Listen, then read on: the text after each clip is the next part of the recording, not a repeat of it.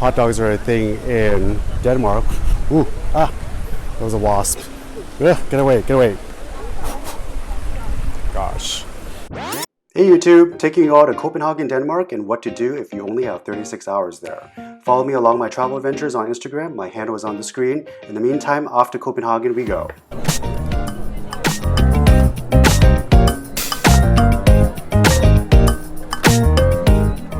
And now for some words of wisdom. Nyhavn here, where people have these boat tours and they're just drinking beer, like on the boat and just on the street. That's how it should be, right?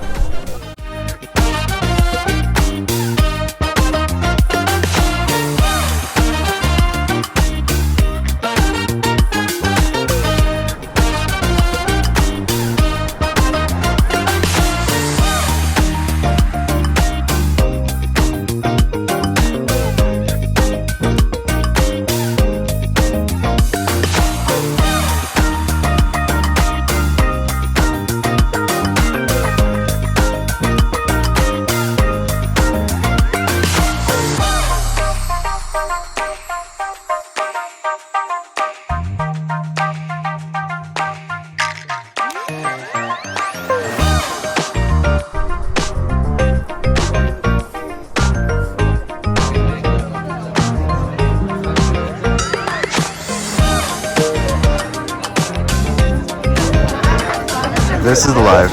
Just enjoying a Carlsberg beer in the Nyhavn neighborhood here with live music. This guy apparently takes PayPal and mobile pay. Hey folks, just walking through this plaza area in Copenhagen.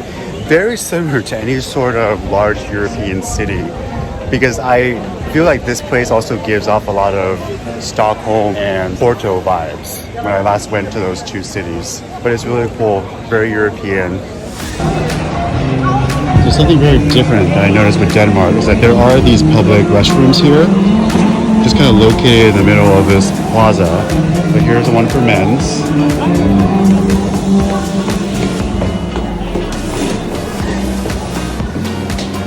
Free of charge, which is very rare in Europe in my opinion. Yes, this one.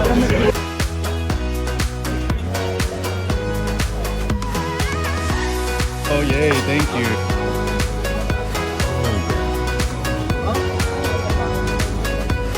Ooh.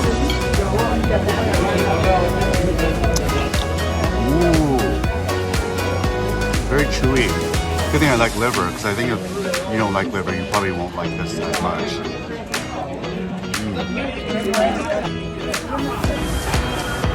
Alright, we're taking the metro, so I guess first we put in our destination. I think it's called whatever this is, so start with that.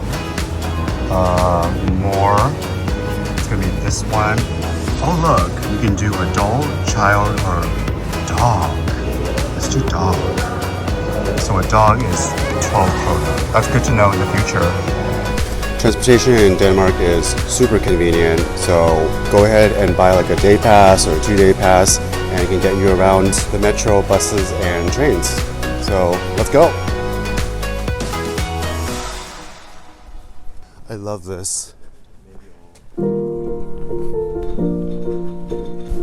So here we are at Nyhavn. So this is the iconic 17th century waterfront, and originally this is a neighborhood that Danish author Hans Christian Andersen, author of The Little Mermaid, had lived for a good part of his life, but now it's become this sort of iconic symbol of Copenhagen.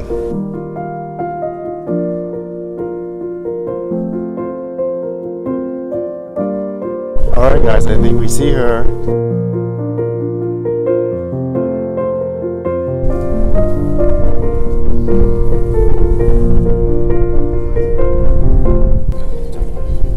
Here we are.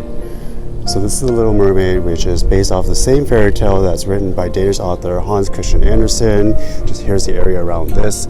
So the story about this one is that this was created by some guy named, I think, Edward Eriksson, and he originally wanted the prima ballerina Ellen Price to model for it, but because she didn't want to model nude, understandably, he then had his wife be the model.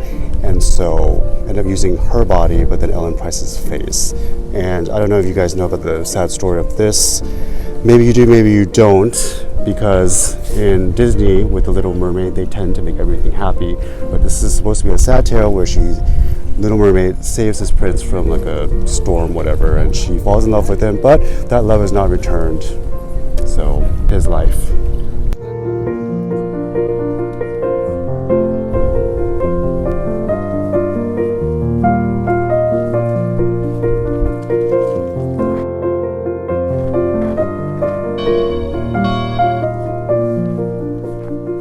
After seeing Kastellet, there's Rosenborg Castle that I think is worth visiting. You might have to wait a little bit like I did, but once you're in, you'll see 400 years worth of royal treasures, including the crown jewels.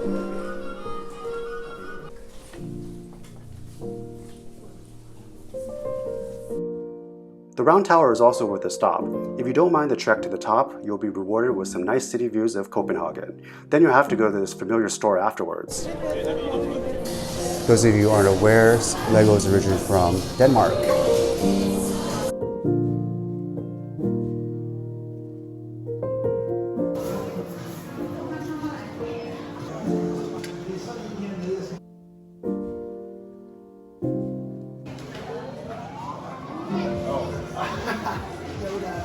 So in case you guys didn't know, Legos were invented around 1930s. Originally, the person who invented it had named it one thing, but then afterwards called it Lego, which originates from a Danish phrase meaning to play well. After some people watching with a drink outside, it's time for a culinary experience with some Danish cuisine. So starting out with an appetizer, this is shrimp bisque. I haven't seen this before. I've seen mostly tomato bisque, but this is the first. Ooh. Oh, this is very shrimpy, but in a way that I actually like this. Oh wow, the shrimp flavor is very pronounced. So in the US, you've probably seen things that are like deconstructed in terms of foods. I don't know if Danish cuisine is the same thing, but in Danish cuisine, there are these things called open sandwiches. And what they are is that they're pretty much these deconstructed sort of sandwiches, where instead of in like a sandwich form, it's just kind of like laid out flat. And so the ones we have here, we got one that has like 3 different types of herring.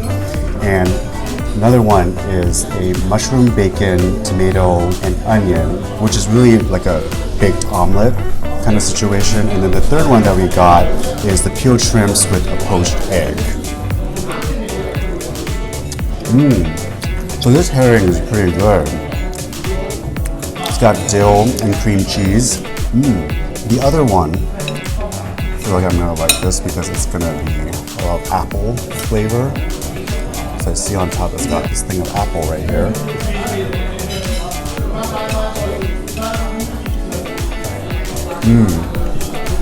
It's got a deep flavor, but also with this apple texture that makes it very kind of interesting, just texture-wise. And then this third herring looks like it's got cream cheese, cilantro, and maybe like a red onion. These are good. So these 3 herrings that we got here, very like deep flavors. I'll say it's very different from American cuisine because these are just very like unique. It's not something that I don't think I've really had before.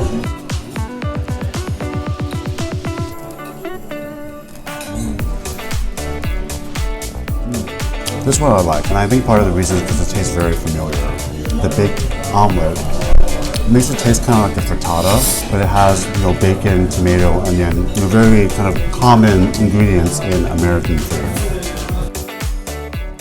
And that's a wrap.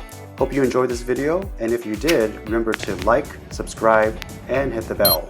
Until the next video, I'm signing off. Get away. I'm just attracting this wasp. Go away. God damn it.